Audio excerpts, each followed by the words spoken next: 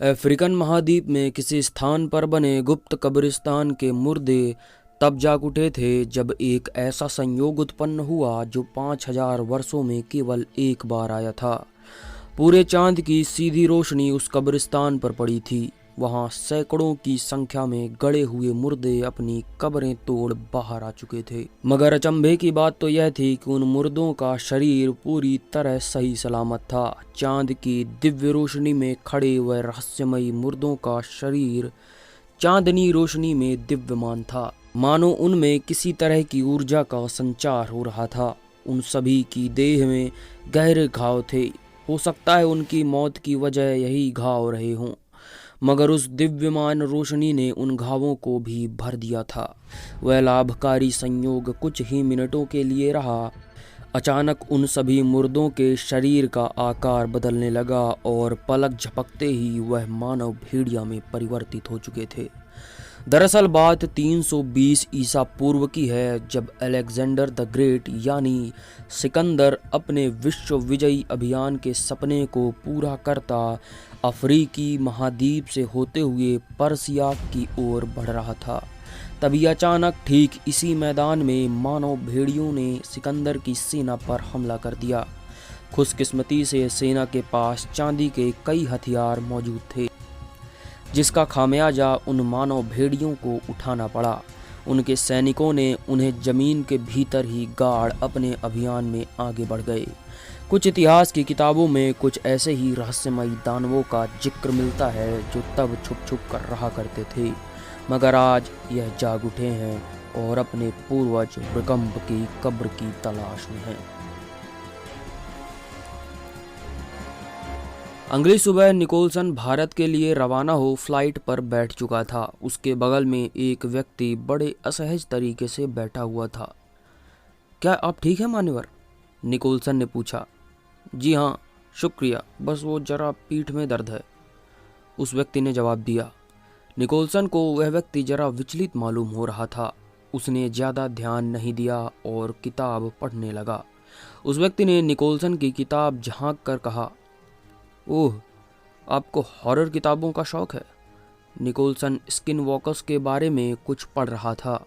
उसने बनावटी हंसी में जवाब दिया, जी बस टाइम पास। क्या आपको लगता है यह जीव आज भी कहीं दुनिया में मौजूद हैं? उस व्यक्ति ने पूछा। हाँ, हो सकता है, क्यों नहीं। निकोलसन ने तो उस जीव से सामना किया था। उसने थोड़ा झिझक कर जवाब दिया। उसने अपना हाथ आगे बढ़ाते हुए कहा, मेरा नाम निकोलसन है। उस व्यक्ति ने हाथ मिलाते हुए अपना परिचय दिया। हेलो निकोलसन, मैं हूँ महेश। हेलो महेश, तो आप भारतीय हैं? यहाँ कैसे रहना हुआ? महेश ने जवाब दिया, जी मैं यहाँ कनाडा में फॉरेस्ट डिपार्टमेंट में काम करता हूँ। मेरी कॉलेज की पढ़ाई भी यहीं हुई है। वेल मिस्टर निकोलसन, आपके भारत आने का कोई अभिप्राय? जी हाँ मिस्टर महेश, निकोलसन ने जवाब दिया। भारत की संस्कृति मुझे हमेशा से आकर्षित करती आई है, परंतु कभी जाने का मौका नहीं मिला। कुछ सवालों के जवाब हैं, उम्मीद है भारत में जरूर मिलेंगे। जी बिल्कुल मिस्टर निकोलसन, भारत कभी किसी को खाली हाथ नहीं लौटाता। उम्मीद करता हूँ आपके सारे सवालों का जवाब आपको मिल जाएंगे। Welcome to India mister Nicholson. दोनों के बीच में वार्तालाप का दौर चालू था। शाम ढलते ही महेश को अपनी पीठ में थोड़ा असहजता मालूम हुई। उसने किसी तरह आज की रात निकालने के लिए पेन किलर्स खा लिए थे।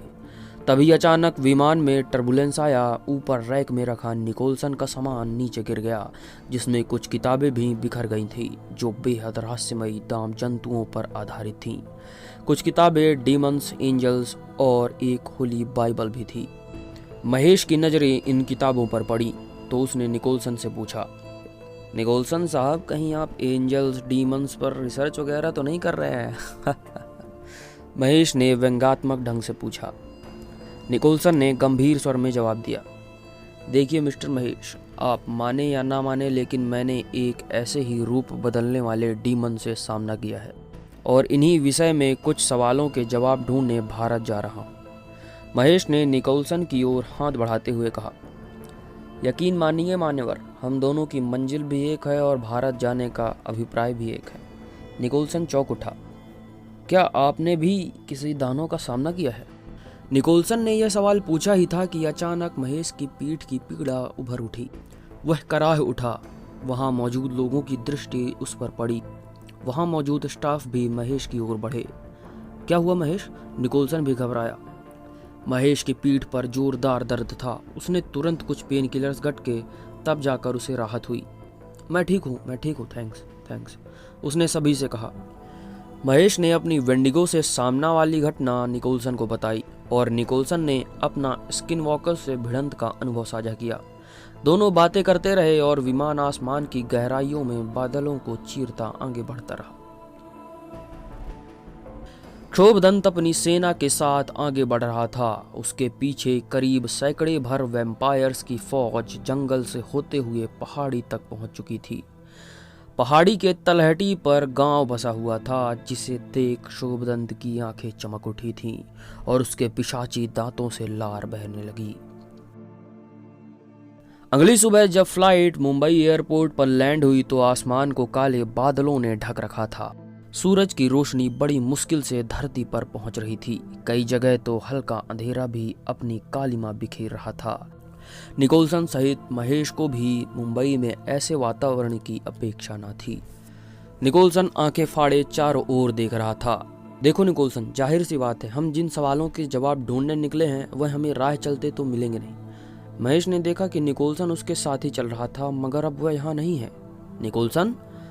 महेश ने जब पीछे मुड़कर देखा तो निकोलसन को किसी टैक्सी ड्राइवर ने अपनी टैक्सी में बिठाए कहीं लिए जा रहा था और निकोलसन अंदर बैठे टैक्सी चालक को कुछ समझाने की कोशिश कर रहा था। महेश ने तुरंत दौड़ लगाई। भीड़ ज्यादा होने के कारण उस टैक्सी की रफ्तार कम थी। महेश भागकर उस टैक्सी के पास पहुंचा। अरे निकोलसन, तुम यहाँ कहाँ जा रहे हो? आई डोंट नो, निकोलसन ने जवाब दिया। उस टैक्सी वालों की भीड़ में मैं गुम हो गया और ना जाने मैं इस भीड़ से निकलते निकलते टैक्सी में कब बैठ गया। मैंने ड्राइवर को समझाने की बहुत कोशिश की, मगर वह समझा ही नहीं। अजी पाजी, तुसी कमाल करते हो यारा, महेश ने टैक्सी ड्राइवर से कहा। महेश ने निकोलसन को टैक्सी से उतारा और उसका हाथ पकड़कर दोनों किसी तरह होटल तक पहुंचे। These are incredible people, Nicholson ने ठहाका लगाया, मगर महेश चिंतित था। तो वैसे अब हमें जाना कहाँ होगा? निकोलसन ने पूछा। महेश ने जवाब देते हुए कहा, ऐसे गूढ़ विषयों की जानकारियों से भरा पड़ा है यह देश। जब तक्षशिला को जलाया गया था उसमें इतने अध्ययन थे जो कई दिनों तक जले। कुछ अध्ययनों को तो बचा लिया गया जिसे नालंदा विश्वविद्यालय में रखा गया था। हमें हमारे सवालों के जवाब शायद नालंदा में ही मिल सकते हैं। दोनों जब नालंदा विश्वविद्यालय पहुंचे तो वहां किताबों का भंडार था। ऐतिहासिक खंड में करीब हजारों किताबें थी, जिसमें वह किताब ढूंढना जिसका नाम भी नहीं पता बहुत मुश्किल था। फिर भी दोनों एक एक किताबों को छानने में लग गए। अचानक दूसरी मंजिल में चढ़े निकोलसन की सीढ़ी डगमगाई और वह खंड सहित नीचे आ गिरा। पूरे दिन मेहनत करने के बाद निकोलसन ने अब अलग काम बढ़ा दिया था। महेश ने अपना सिर पीट लिया। तभी अचानक उसकी नज़र महाभारत के किताब के पीछे पड़ी हुई पुस्तक पर पड़ी, जो कि सदियों पुरानी लग रही थी। इतनी नाजुक कि पन्ने पलटते ही पन्ने टूटकर नीचे गिर जाएं, जिसमें लिखा हुआ था दाम जंतु, एक रहस्यमयी घटना।